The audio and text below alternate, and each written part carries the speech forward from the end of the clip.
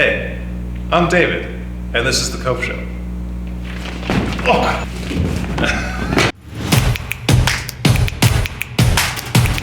Hey, what's up guys? So glad that you're joining us for the Cove Show. We have a game for you guys. It's another team-based game. We're gonna be pairing up. So we are going to be reading the Bible in different accents. And our partner is gonna have to try and guess which accent we have. If you ever wanted to see how, well we'd be able to do certain accents, now you're gonna find out. We're gonna pick an accent from here. We're gonna read, our partner has to try and guess it. Pretty straightforward. Let's begin. On your mark. Oh, I gotta grab one first. Get set. Oh, what? Go. Okay. Blessed are those whose ways blank. Oh, jeez, this is terrible. Who walk in the law of the Lord. Blessed are those who. Southern? Yeah. Okay. I don't know. Ready, Chris? This is gonna be great. Okay. All right, ready? Wait, no. And good? Yep. Go. You who also do no wrong, but believe in his ways, you have commanded your precepts to be kept diligently. Oh, come on, this is as good as it's gonna get. Scottish? Oh! German? Yes! Okay, 1 for 1. Okay. Those are like 2 of the easiest ones. Now I'm scared. On your mark. Get set. Go. Oh, that my ways may be steadfast in keeping your Like Valley Girl? Yeah, 2! Okay, ready? And go. I will praise you with an upright heart when I learn your righteous Swedish. rules. You're so close. I will keep you stout. Norwegian. Yes. Yeah, good. Out of all of them that you could have chosen. I know. On your mark. Get set. Go. I will keep your statutes. Do not utterly forsake me. How can a young man keep his way pure? Start guessing.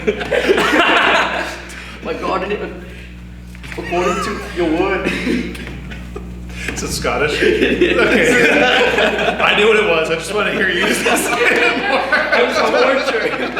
Here we go. I believe in you. Thank you. Okay. If you guys can't get this right, then we win. Pressure's on. Okay. Ready and go. Bippity boppity. Disney? The princess, like you. With my whole heart, I sing. Italian. Yes. Bippity boppity. With my whole heart. With my whole heart. Bookina Beppo. We are. Ready? I think so. On your mark. Get set. Hope so. Go. I have stored up your word in my heart, that I might not sin against you. I agree. Ready, set, go. Blessed are you, O Lord. Teach my statute. I don't really remember. With my lips, oh my goodness. I declare all the rules of your mouth in the. Cajun? No. In the way of your test.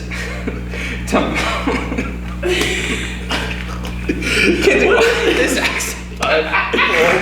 3, 2, 1. Jersey. This is trying to do Snooki over here. High school wins. Yeah.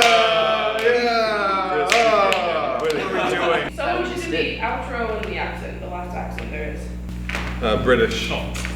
Hello. Hi, I'm James. Thanks for watching, mates. Nope, that was not. So glad you guys could join us. Follow us. We're gonna go play another game.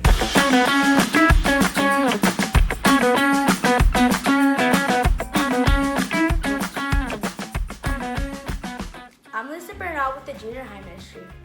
I feel friends can strengthen one another by influencing the way we act, be a better person, hold each other accountable for our actions, and even help determine the person we will become. So it's always better to surround yourself with great friends. Hello. We're gonna play I'm dizzy by saying this game. Dizzy Wobble Racing game. So they're gonna be spinning around, and then they're gonna race to the bubble, these little, the stopping things, and they're gonna try to stop each other again, but dizzy. There'll be three different races. An obstacle, or the first one is just spinning. The second one will be an obstacle, and the third one will be the blind one. It'll be a lot of fun. Okay. What?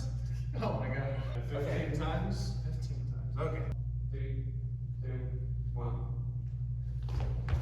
1, 2, 3, 4, 5, 6, 7, 8, 7, 9, 10, 11, 12,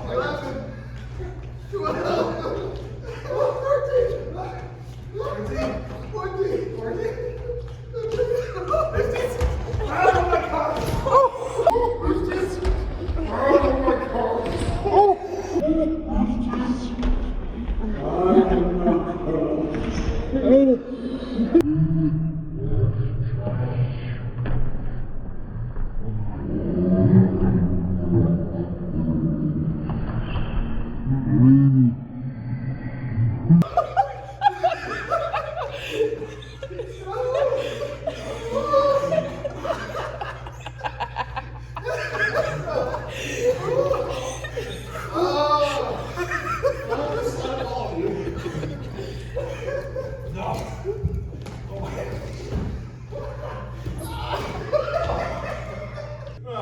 Round 2. Feeling okay? Yeah, as long as I don't hit walls. I think I'll be okay. You might want to stay back.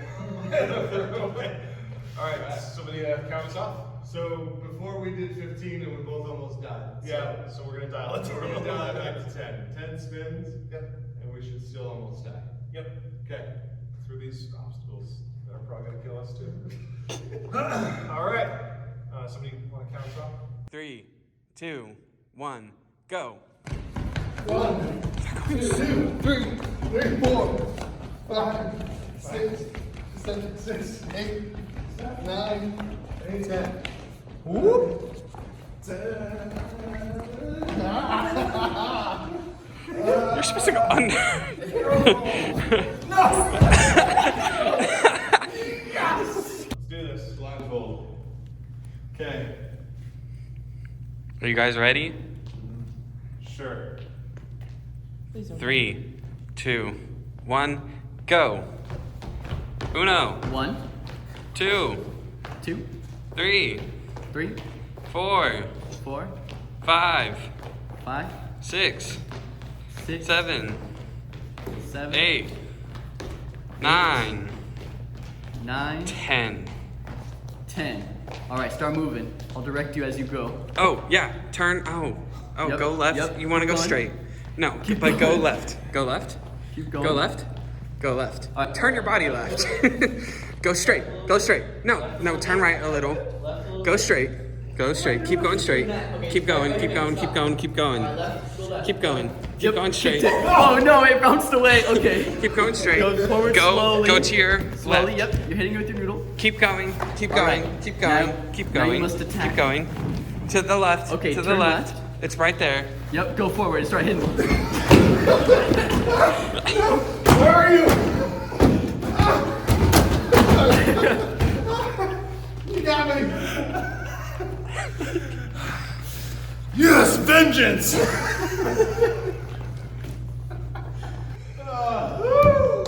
I forgot to record. Nice. I'm just kidding. That was awesome. That was Dizzy Bubble Challenge. Regular, obstacle, and blindfolded.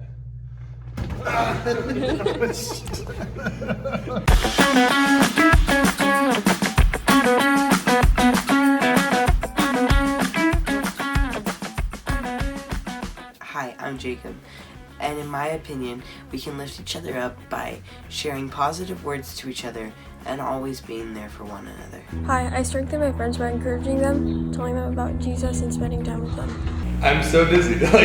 My stomach hurts. It was like the ghost pepper flashbacks here. Yes. And then it's getting into my head right now. That last round, thankfully we had a little bit of help. Even though we were blindfolded, like we had some intern help, so kudos to Nathaniel. Thank you for making sure I didn't kill myself into the wall and to help me find David and smack him. And man, that honestly was probably the easier of the 3 rounds because I had help. And it was nice because the first 2 rounds, especially the first round, I could have definitely used some help, not running into the wall and not like killing myself on the floor. But the 3rd round was definitely the easiest because I had somebody to help me out. And it reminds me of a story of years ago when Nikki, my wife, and I were just friends. We weren't dating. We weren't necessarily interested in each other just yet. We had gone on a missions trip to Panama, and it was a really memorable trip for so many reasons. But one of the things that really stood out to me, still stands out to me today, is that I remember at the beginning of the trip, it was a little discouraging. We just were kind of having a hard time kind of getting everybody together, and I was struggling kind of working as a leader with the students I was working with. I was an intern at the time, and so I'm trying to get the sports program together and to try to make some things work, and I just didn't feel like I was doing very well with it. And so I remember about the Tuesday of that trip, so the first couple of days were just really rough. And I remember the Tuesday of that week, so like day 3, was kind of like exchange like encouraging notes day. And what was cool was that I wasn't expecting it for me. It was more of a student's deal to have our students encourage each other. But I remember getting a note from Nikki that was so encouraging, and it was so much of her just saying like, hey, I see these things in you, and I see what God's gifted you with. I've seen what kind of abilities He's given you, and how He's brought you here to minister and to do things here on this missions trip. And gosh, that was like the most encouraging thing that could have happened at that moment, and it carried me through the rest of that trip. Just knowing that there was someone else who was there who could be a support, and somebody that I could talk with, and somebody I could share in that experience with. It really felt like kind of the weight of that trip was kind of lifted off me, and it was a really cool time where I felt really encouraged and really great about how everything was going after that.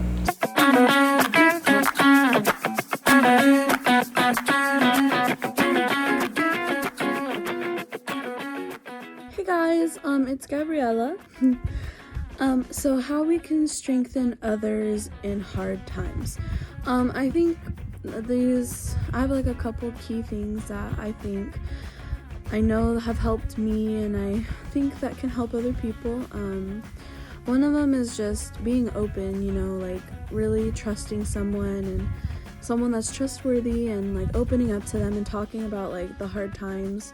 It's like the first step in strengthening others. Another one I think is listen. So just being there for others, checking in with people you love, and then praying is another big one, because ultimately the strength comes from Jesus, and we have to really rely on Jesus in those hard times and look to godly people that can help share wisdom. And my last point is reading your Bible. Reading your Bible, I know sounds cliche, but it genuinely does give you the wisdom to help someone else. Ultimately, we just gotta rely and trust that God will give us the strength, and He will put people in our life that will help us and give us strength, and so that we can give strength to others. So yeah. It's awesome. Isn't it cool, like those moments, especially in youth ministry, like that these moments are for the students, and then sometimes like there's just God just is like, hey, I got you too. Yeah, little something for you, man. It's so cool. I love it.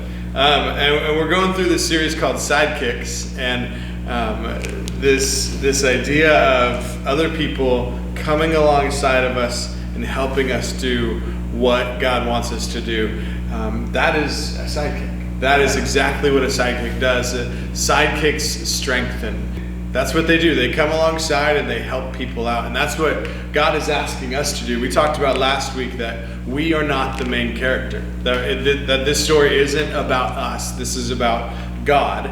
and it's about what he is doing. So as sidekicks, Jake and I and all of you guys watching, we can all come alongside each other and help each other as we are doing the things that God is asking us to do.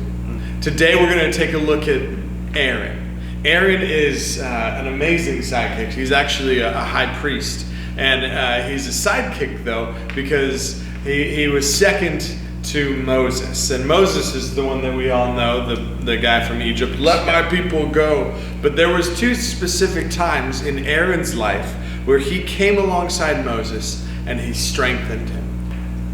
The story of Moses and Aaron actually, it kind of starts off in Exodus chapter 4. And what's happening here is Moses and God are talking, and God is saying, hey, you are going to be the one to lead my people out of Egypt. You're going to be the one to go to Pharaoh and say, let my people go.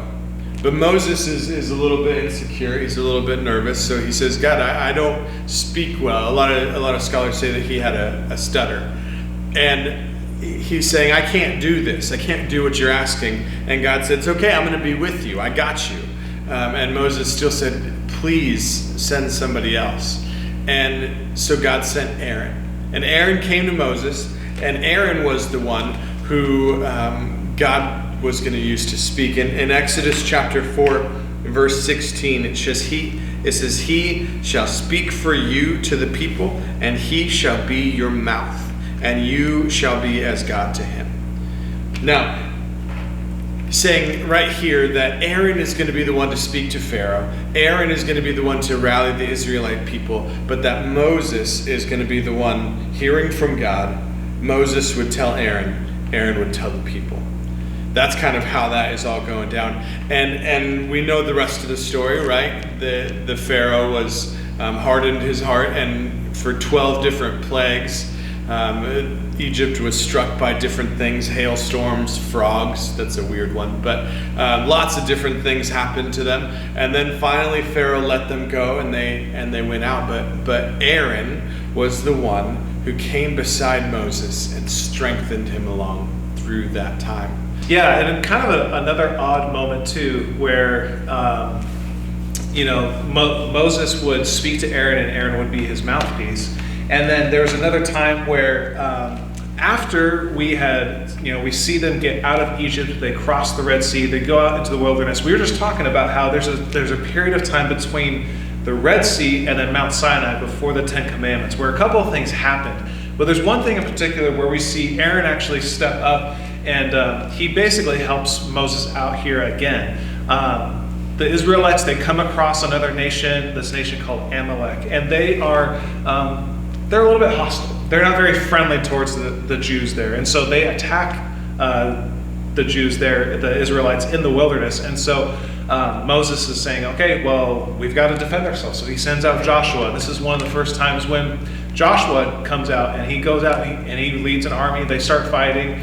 But the way that this battle was to go, and what would be like the X factor, if you will, is if Moses' arms would be up the entire time. Yeah, like this. So now here's what's crazy is like you could do this for maybe a few seconds, but that's hard to do. Like at some point your arms get tired and they go down. Well, Moses is trying to hold up his arms during this battle, and as long as his arms stay up, the Israelites win, right? They start winning the battle. But as soon as the arms start going down, they start to lose. And so seeing this and understanding what's happening, Aaron actually goes ahead and he decides to help fix that and help Moses out here. And he actually gets another guy named Hur to help out with this. And here in Exodus chapter 17, verse 12, it says this, but Moses' hands grew weary. So they took a stone and put it under him. That's nice. They gave him a chair. And he sat on it, while Aaron and Hur held up his hands, one on each side and the other on the other side. So his hands were steady until the going down of the sun. And guys, that's kind of a cool thing that happens here, because later on in the story, like in this account, like Aaron doesn't really come back up. It's more of just him helping Moses out in a time of great need. And not just for Moses' sake, but for the whole nation of Israel. And so God used Aaron in those moments to help Moses, to help all of these people, and all that Aaron was he was a support. He was a strength to Moses during that time, and because of that, so many people were saved, and so many people were encouraged after that. And then the story goes on into what we know of as the Ten Commandments and the other things that happened in the wilderness, and then you go into Joshua and so on and so forth. And what's cool is you see how Aaron physically, tangibly was a strength and helped prop up others around him, especially Moses. David was telling me a story earlier of a really cool story where he got to actually do that for somebody else. And what's cool is that we like to talk about this stuff out of the Bible and how things could be translated into real life.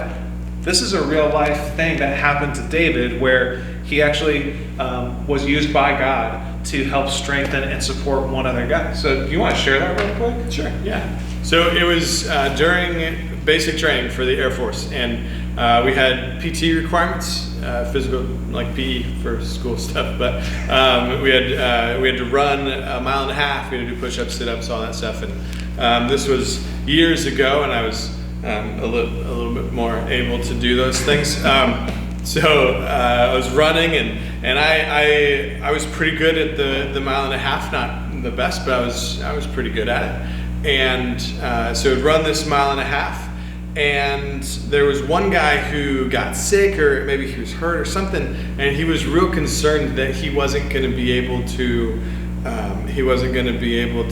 make it, finish the mile and a half in the time that he was supposed to go. He was telling me that, and I knew that if I ran the mile and a half in a certain time, which would have been pushing it for me, but I probably could have made it, I knew that I was going to get extra time to go and be able to hang out with my wife. I was real torn, but I felt really strongly that the Lord was kind of urging me to go help him, to run with him, and to have him finish. I wouldn't be able to finish in the time that I needed to spend extra time with my wife at graduation, but I chose to step back and to run beside this guy, and he finished, he graduated, and I was still able to hang out with my wife, but still a little less than I wanted. Sometimes in life, we need to be able to come alongside people at the detriment to ourselves to be able to help them do the things that they need to do.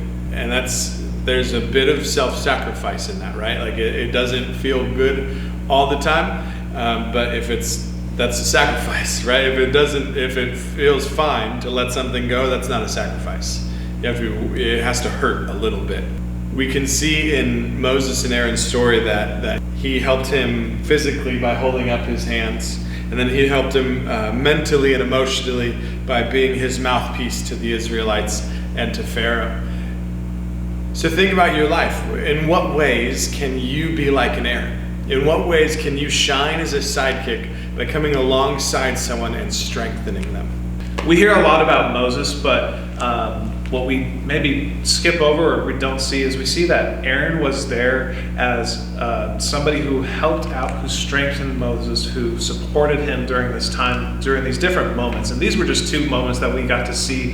And like David was saying, there's probably so many moments where Aaron was Moses' brother, where they probably confided in each other, where they picked each other up, and Aaron helped support Moses throughout this entire time as Moses led the Israelites. And guys, there are so many ways for us that we could help and support and strengthen those around us, just like David did in basic training. Not all of us are going to be able to go and do that kind of thing, but man, maybe there is another time in your life where, hey, maybe you're really good at math and maybe your friend's not so good at math. Maybe you could help, not necessarily give them all the answers, but maybe help them work through how can they do better in that skill. So there are so many different ways where we could go and be support and just be a strength to those around us. And guys, what that does and what that shows and what we see Aaron here is that we see Aaron's not the main character. And guys, that just goes back to this whole theme of sidekicks and how sidekicks shine. Guys, we're not the main character. We're here to help others, to support, and God can use us to do that in so many different ways. Just like how God used Aaron to help Moses out during this time. And so as you go out into this week, think through some ways where, there's got to be, 2 or 3 ways where we can think through for ourselves and for our own lives. How can we be a strength? How can we support and encourage one another? Thanks so much for watching, guys. Hey, make sure you check us out, junior high at JHM. High school at Shelter Cove HSM on Instagram. Find our Facebook page. Hang out with us during our Zoom meetings. All that stuff for us too. Boom. We love you guys. We will see you guys next time. Yep. Bye. Boom. Done. Episode 6 wrapped up.